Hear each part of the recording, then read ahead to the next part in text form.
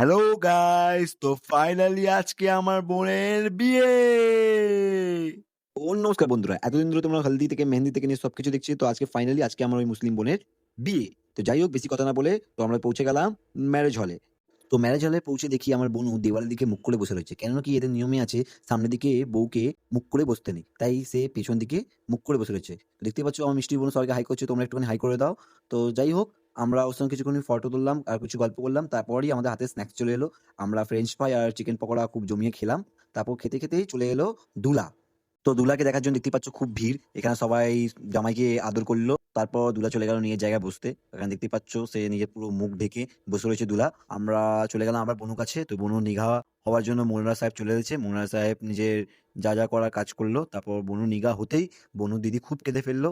কেন কি তোমরা জানোই একটা নিগা হওয়ার পর সে তো আর কুমারী নয়, সে তো বিবাহিত হয়ে গেল। সে আর ওই ঘরে থাকবে না। তো তার দিদি খুব কেঁদে ফেলেছে যে সে তার সাথে আর সেরকমভাবে আর দেখা হবে না।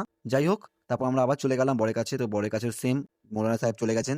তো এখানে বরেরও নিকাহ কমপ্লিট। তারপর বর উঠে দাঁড়ালো। তো সবাই তাকে নাকি গলা জড়াজড়ি করতে হয়। তো আমিও সেম গেলাম, আমিও গলা জড়ালাম আর কংগ্রেচুলেশন বললাম, নিকাহ মুবারক হো। তো তোমরা একটুখানি বলে দিও আমার বোন আর ভাইজানকে নিকাহ মুবারক হো। তো যাই হোক আমরা এইসব করে আর কিছুক্ষণ ফটো তুললাম আমি বরের সাথে। তারপর আমরা চলে গেলাম খেতে। দেখতেই পেরেছো আমরা সবাই মিলে চলে এসেছি গোল টেবিলে। সবাই খেতে বসেছি। আর মেয়ের বাড়ির লোকেরা কি বলবো আমাদের এত খাতির যত্ন করে আমরা সেটা বলে বোঝাতে পারবো না। শুরু দিন থেকে নিয়ে বিয়ে অবধি এত সুন্দর আমাদের পেছনে খেটেছে, এত সুন্দরভাবে খাটনি করেছে, সেটা আমরা বলে বোঝাতে পারবো না। সত্যি বলছি আমার খুবই ভালো লেগেছে ওদের ব্যবহার দেখে, খুবই।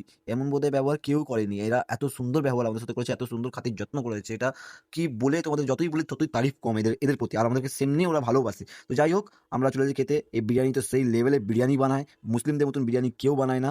এদের সেই লেভেলের বিরিয়ানি খেতে হয়।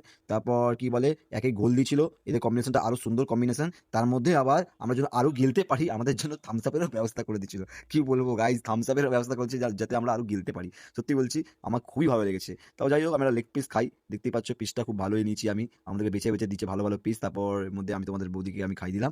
খেয়ে দিয়ে সেরে তারপর আমরা একটু মিষ্টি করলাম। এদের মিষ্টির মধ্যে দেখতে পাচ্ছ এই যে লম্বা লম্বা রাইসটা, এটা তোমরা হয়তো সীতাভোগ বলবে। এটা সীতাভোগ নয়, এদেরকে এরা জর্দা বলে, এটাকে জর্দা। সত্যি বলছি সীতাভোগ আর এটার মধ্যে একটু হলেও তফাৎটা আছে। এটা আমি আমি মিষ্টি খাই না কিন্তু টেস্টটা করতে চেয়েছিলাম। যখন খেয়ে দেখি যে অনেকটাই আলাদা খেতে। তো খুবই খাই। তো আমরা আবার চলে আসি উপরে একটুখানি কিছুক্ষণ গল্প করি। যতক্ষণ আমরা গল্প করছি গাইস এই ভিডিও নেক্সট পার্ট তোমরা পরে দেখে নিও। ওকে টাটা।